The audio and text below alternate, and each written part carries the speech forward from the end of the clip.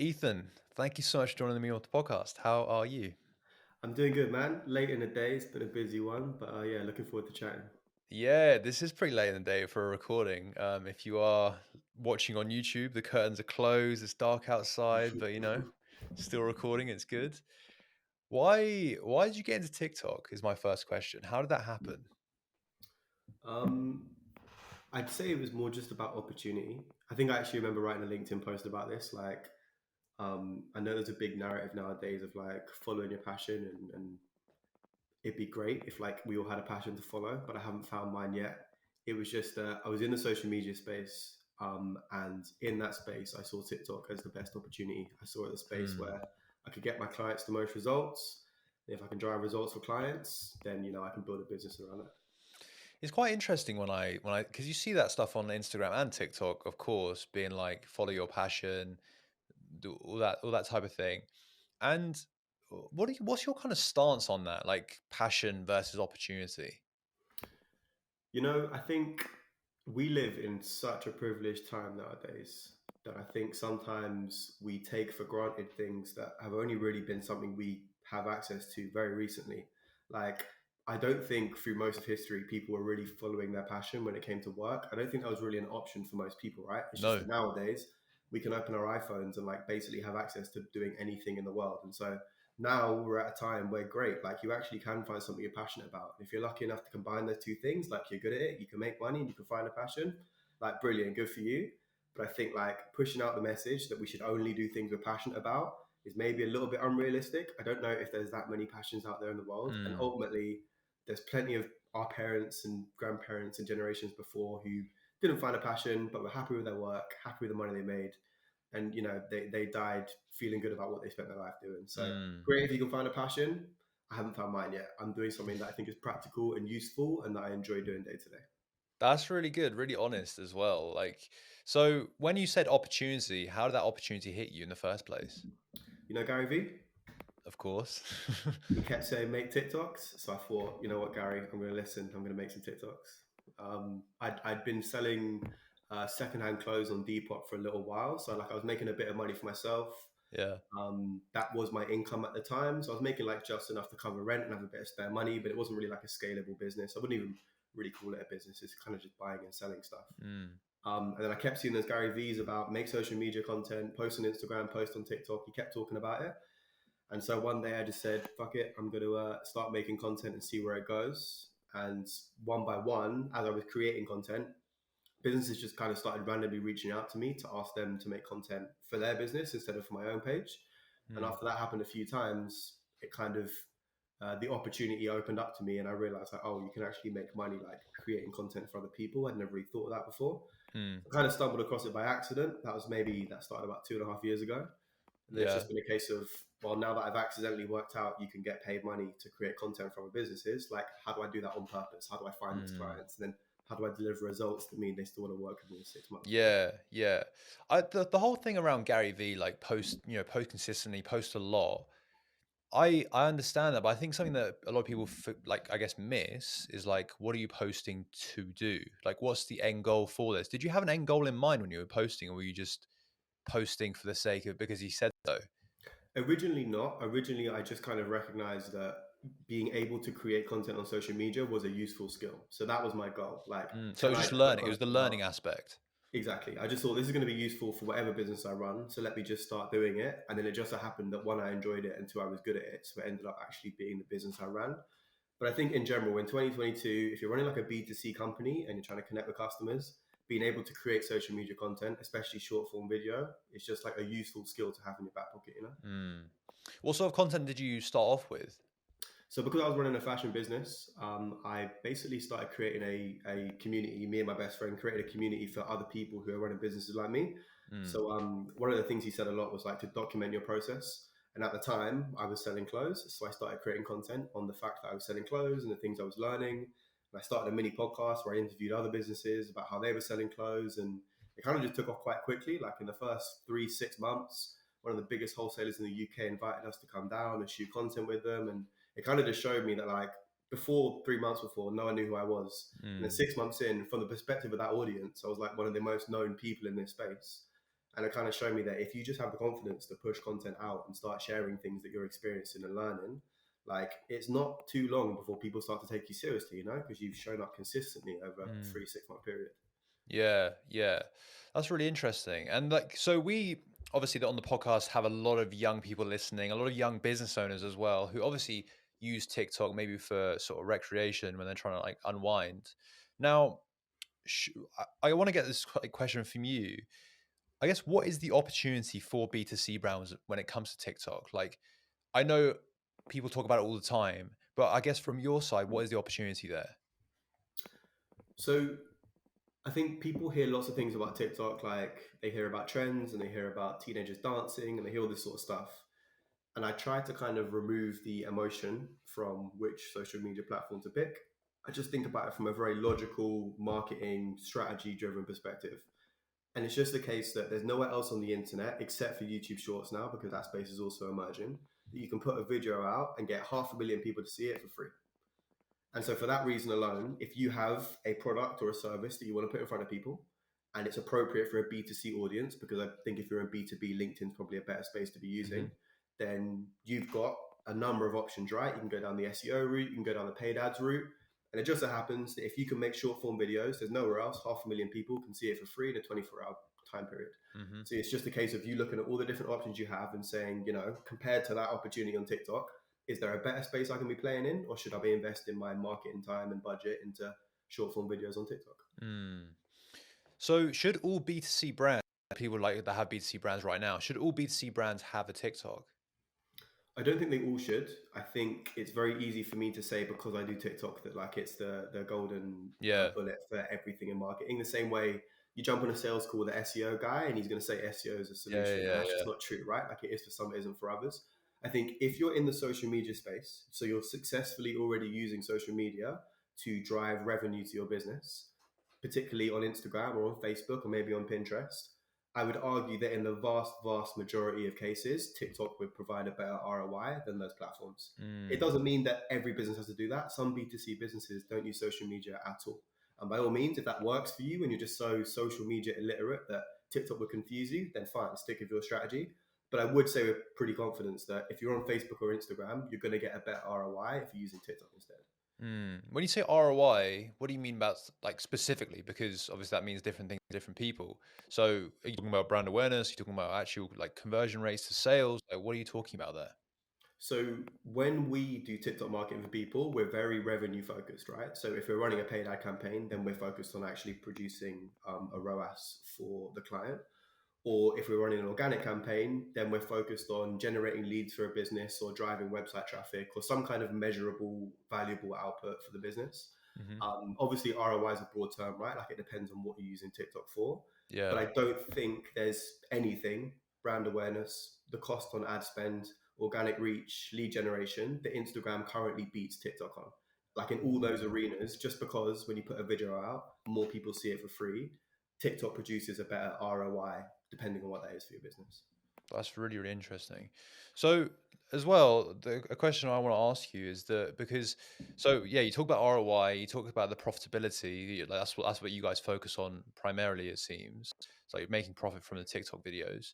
Now, for people listening that want to get into TikTok for their B2C brand, I think the difficulty here is I've seen brands do it very, very poorly. I've seen brands execute on this extremely poorly where they literally just say, yeah, just buy us because of this. They basically use it as like an advert sort of thing. And those sort of videos never take off because they never really connect with people. So I guess for people who are like, okay, I want to focus on ROI when it comes to profitability for my B2C brand, I want to use TikTok because there's, all those things that you just mentioned. How can people actually do it in a way where the videos will connect with people, get, take off, but also deliver that profitability? So I think there's kind of two things to think about here. The first is your broader marketing funnel and how TikTok fits into that. So, like specifically, what we do is integrate TikTok into someone's existing marketing funnel. If you're selling a £5,000 product, for example, I'm thinking of a particular client we have in mind. No TikTok video is going to convert straight into a £5,000 client. Like it might Mm. if you get super lucky, but I wouldn't like deliver that service to a client because it's super unlikely. What is much more likely is that we could get a bunch of attention users TikTok videos and encourage them to take a next step. So, for example, this client has a WhatsApp group. We drive sign up to that WhatsApp group. It's super easy on TikTok. You just click a link. You've already got WhatsApp on your phone. It's one click and you're signed up. We've been doing that for about a week, maybe 10 days now. And we've signed 268 people to the group last time I checked. I wrote a post about it today. So those are basically leads generated for the business, right? And then within that WhatsApp group, he then retargets them by offering free courses and free workshops. And in that Mm. workshop, he actually pitches for the full service that he provides and takes them further down his funnel. So I think the first thing to recognize is, okay, if I'm selling like a £10 product and it's just in a Shopify store, then maybe I can just drive straight to the store, get a sale, and the conversion's finished. If Mm. it's a more complex product or service, or it costs a lot more, then I need to think about how TikTok fits into the wider funnel. Maybe it's just capturing an email address. Maybe it's just driving traffic to a website so I can put a pixel there and retarget them with ads. Got you. You need to think about that wider funnel, right? Once you've understood that and you're thinking about your content, I think regardless of whether it's TikTok, LinkedIn, or any platform, it's just understanding that when someone goes onto a social media platform, they are not going to buy your shit. Yeah. They're going for value, and value means they're going to be entertained, they're going to be educated, they're going because they're fucking bored and they've been at work all day and they want to spend 20 minutes doing something mindless on their phone. That's why that person's on the platform. That's why the person's scrolling on TikTok. And so you have to cater to that 99% of the time. So if Mm. they want to be entertained, you need to create entertaining content. If they want to be educated around a topic, you need to educate them around that topic. Only once you've done that consistently over a long period of time can you then say, look, I've given you all this value. If you want a little bit more value, take the next step in my funnel, aka buy my product or sign up for my email list where I'll send you newsletters, or sign up for my workshop where I'll deliver more value. But primarily, we have to focus on why the person's on the platform, give them what they want. And once we've given them what they want, then say, by the way, I'm going to ask for something back now. I'm going to ask you to take the next step. Mm. And the ratio between those two things, I think people get it way off. Like, it's not every time I give, I ask. So many times I see in videos where people do both at the same time. So they pretend they're giving something, and then actually secretly they were trying to sell their product. It's give, and then ask, and then give, and Mm. then ask. It's primarily about giving value for free and serving for free. And once we've successfully done that and we built some trust and a relationship with someone, then we say, can I have something in return? Okay, a sale or a sign up or whatever it is. Yeah, but you only ask for that once they're kind of deeper in the funnel, as you mentioned. Like this is very like top funnel. So when they're deeper in the funnel, whether they're in the WhatsApp chat or whether they've on the email sign up, or like they're deeper rather than just a TikTok. I feel like what a lot of brands, as you mentioned, a lot of brands miss out on is that they go straight to the selling when it comes to the TikTok videos, and that just never connects with people. Yeah, so when we say give and ask doesn't always mean sell, right? It's not give, sell. It's give, ask. So the ask can just be sign up to my email list. The Got ask you. can just be check out the free resources on my website. The ask can be attend my free workshop where I deliver more value. It doesn't mean we necessarily sell straight away. And it's actually pretty rare, unless you're selling a really low ticket product, like a lamp for someone's room that costs like 20 quid. If you're selling something that costs a decent amount or is like a slightly more complex service to deliver, it's super rare I would ever straight away in the video ask for a sale. Almost 99% of the time, I'm just asking them to take the next step, which is download this free resource or attend a workshop or whatever it is. Hmm. I got you. I got you. So when it comes to brands doing this, how is there like a time frame in mind? Because I mean, brand like people must be listening to it, being like, okay, well, obviously to build that trust, it takes time, right? And to actually get to a stage where I can't ask them for something, it takes time. So how long would you kind of recommend for someone to actually create posts for before they kind of like expect results? Obviously, it depends, but like, have you got any sort of indications? Well, I think I'm probably going to answer this like the opposite of the way you expect, but I'd say like be asking right from the beginning, because equally you can go the other way, right? Like you and I would have seen on LinkedIn the amount of people that are incredible at getting likes and comments and building these big, massive Yeah. audiences for their followers. But then you actually have a conversation with them and they're not driving any revenue for their business. Like they're not making any sales because they've gotten really, really good at giving, but they haven't learned how to ask. Like you need to, as much as it is a skill to create valuable content for free and entertain someone, it's also a skill to ask someone to sign up for your email list or wherever it is. So I'd say it's not so much about time passing, it's just the ratio between give to ask. And there's no exact science to it. All I would say is the give massively outweighs the ask. Mm. Like, if I wanted to put a number in it, say for every 5 videos you put out that are about giving value for free, I put one video out that's about sign up for this email list or the call to action pushes to the next point. I don't think it's about waiting for a period of time. Like, definitely learn to ask from the beginning because The first 4 times you do it, you're probably not going to be very good at it, but over time you'll learn how to make that ask a Mm. little bit better. Yeah, that's another question I had actually, is like when it comes to the actual type of content, because as you said, like value posts, and that could be education, it could be entertainment, it could be comedy, it could be so many different types of things. For a B2C brand, is there any sort of, I guess, framework they can look at when it comes to, okay, should we be entertaining? Should we be funny? Like, I know obviously it depends on the brand image as well as the customer personas they're going after, but yeah, what's your sort of insight there? I think the way that I approach, I don't want to say the best because everyone's got their own way, but the way I approach creating content for brands is just looking at what other businesses are doing and seeing if we can line up something from what they're doing with this company. it's I wouldn't say it's rare. I'd never actually start a new TikTok account with a client and try and think of these fresh ideas that no one's ever done on TikTok. I will go to the staple content pillars that I know successfully work. I know there's a style where one person's facing left in one costume and the other person facing right in the other costume, and they have a back and forth conversation. I know there's a style where someone is sitting and doing some task, and then Twitter quotes appear above their head and deliver value through 4 quotes. Like, I know those formats work. So instead of experimenting with new stuff, which you do once you've already built momentum and you've Mm, already established an audience, in the beginning, I just go on TikTok and say, what formats do I think are going to be kind of appropriate for this brand that I already know work? mm, Then we know the format's not the problem because I've already proven in other videos are successful. And it's just working out like, what am I actually going to put in those quotes? What am I actually going to make those two characters do and have a conversation about? But I definitely start by looking at what other people are doing and not copying what they're doing, but taking the essence of it and then trying to apply it to my own brand or business or client. yeah. Gary Vee talks a lot about consistency. It's probably the biggest sort of message that he has when it comes to content creation. Now, if someone is going, I guess, like, what is the, I mean, I kind of asked this question to you previously, but when it comes to consistency, what if they're consistently making those value posts, but they're not growing? Like, what can they do there? Well, I'd say if you're consistently making value posts, but the audience isn't getting value from them, you're not consistently making value posts. You're just consistently posting. It's Mm, interesting because I coach a couple of people on their content creation because I've done it pretty successfully for clients on TikTok, but also on my own LinkedIn. yeah. And what I often notice is that people get the consistency bit, so they start doing 5 a week every week, and I'm like unforgiving about that. Like, they make sure they do their 5, but then I ask them, like, at the end of the week, do you actually look back at the content and try and work out what happened? Like, are you looking at the posts you're putting out and seeing, these styles seem to get more views, or these ones get less views, but they seem to get more comments? And are you reading the comments to see what people are actually talking about that will maybe spark more content ideas in the future? And are you noticing that when you post this style of content, leads or traffic seems to be generated? And when I post these Mm, videos, they get loads of views, but no one seems to check the website. Like, it's consistency, but it's also trying to improve on it week on week. Like, if you just keep doing the same thing wrong for 3 months, you haven't made any progress. But if you do something for a month, you look back and you say, I'm kind of noticing these trends and patterns of what I think is and isn't working.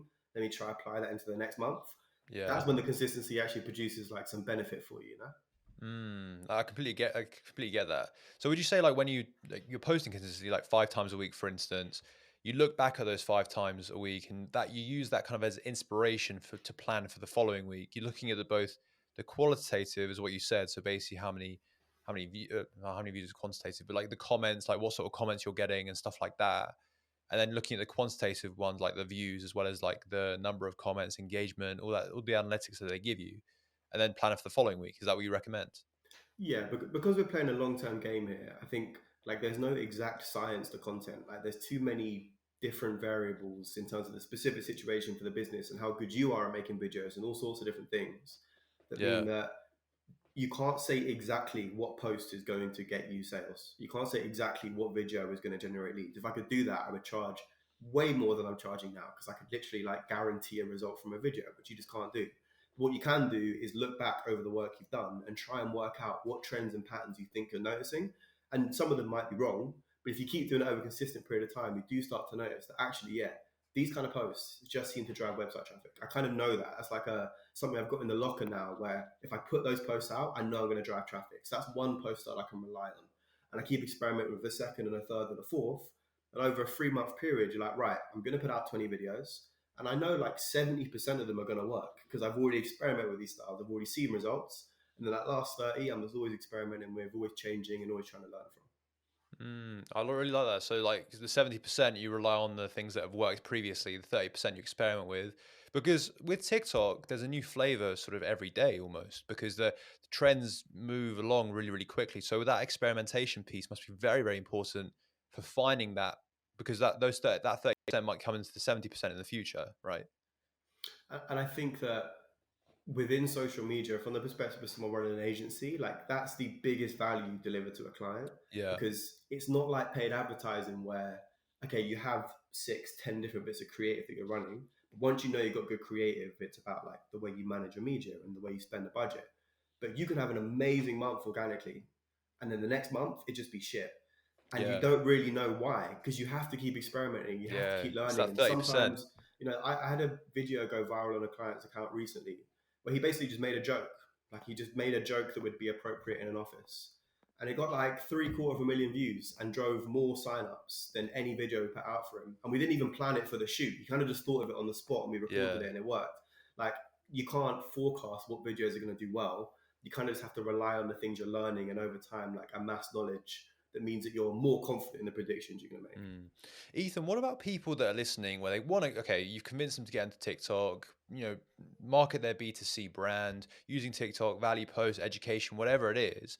However, they don't want to put their face on TikTok. That must be a question you get asked all the time. It's one that, a lot of my friends, they want to get into it, but they want to put their face on TikTok. So is there like, is that bad? Do they have to put their face on TikTok? Like, is there an answer there? So someone's face needs to be in the video. Mm, You can make videos about a person. Like early on, we did take on clients where we didn't put a person in it and we kind of used the voice to text. It is possible. It's just very, very hard. Like it's a platform, but when you go on TikTok and you start scrolling, all you see is people doing stuff. yeah, Whereas yeah. opposed to Instagram, which is a little bit different actually, you don't just see people, you tend to see like objects and other things going on. But TikTok is very focused on a human being picking up an iPhone and like recording something. So it's very difficult to consistently make content about that. If you don't want to be the person representing your brand, then you can hire a TikTok creator to do it. And it's a simple case of, say I'm in the crypto niche and I've got a community where I want to teach people about cryptocurrency and blockchain and get them introduced. I search hashtag crypto, hashtag blockchain, and I look at all the top creators and then I reach out to them and say, look, I need someone to represent my brand. You understand the space, you know how to make content. Can you make content on behalf of my business? And that's basically one of the Mm, services that we offer. If the person either doesn't want to represent their company or they run a really big company and they're the founder of like a 300-man team, so they're not going to do it themselves. They're going to hire yeah, creators to represent it. yeah. Ethan, last question I have for you before we wrap up the podcast. Is it too late to go on TikTok? I don't think it's too late. I think it's not as good an opportunity as it was 4 years ago when people weren't really talking about it. And it's not even as Mm, good an opportunity as it was a year ago. I still think it massively outperforms Instagram. I still think it massively outperforms Facebook. The only competitor for short form video right now is YouTube Shorts. But the good thing about both those platforms is that if you create for TikTok, you can repost to YouTube Shorts. If you create for YouTube Shorts, you can repost to TikTok. So I don't necessarily think you have to pick between the two. But I would say within the social media space, if you're marketing towards B2C and talking about organic content, like you can't miss out on vertical video anymore. Like the time of putting carousels out on Instagram has passed. That mm, one doesn't work, and two, the platforms don't push that stuff anyway. If you're going to be using social media content for your business, you need to be using vertical video. And there's a reason all the other platforms have jumped on it, because TikTok's leading the way. there we go. So that's the answer. So yeah, for everyone listening, it's not too late to go on TikTok. Ethan's very lovely, articulated that how you can get into it, what sort of results I guess you should expect with the the strategy you should put in. So Ethan, thank you so much for coming on the podcast, man. It's been an absolute pleasure talking to you about this. We haven't spoken about TikTok for a while on the podcast actually, so it's been a really good session with you. So thank you so much for coming on the podcast, man. How can people stay in touch with you and what you're doing? I think LinkedIn is the best place. Ethan Golding, ETHANGOLDING. And yeah, I always think that, I've definitely seen over the last almost 2 years now that I've been kind of supporting myself running some kind of business, that doing things for people in the short term for free really pays dividends in the long term. Like I've been surprised the amount of times someone pops up after 6 months of a new client for me that I'd forgotten I just jumped on a 15-minute call to help. So Mm. if anyone does have any questions about TikTok, even if it's got nothing to do with working with me, then feel free to reach out to me on LinkedIn, drop a message, set up a call, and yeah, always happy to share the things that I we're learning. completely agree with you, by the way. Like just doing things and helping other people, not because you have an end goal in mind, just because you want to help out. Like yeah, it does actually get to that stage in latter stages, which is quite, refreshing. It's nice. So I completely agree with you there. So yeah, Ethan, thank you so much for coming on the podcast again, and I'm sure we'll speak very soon. Thank you so much. Thanks for having me, Tina. Bye.